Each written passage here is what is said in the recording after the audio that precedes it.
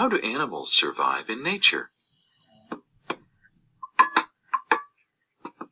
Some animals in the wild eat plants. Some eat other animals. And some eat both plants and animals. Animals in the wild have different ways of getting their food.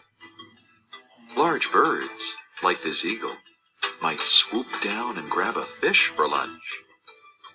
A hungry spider spins a web so it can catch insects like this one. A long, sticky tongue helps this chameleon to capture its dinner. Chameleons and other lizards survive mostly on a diet of insects.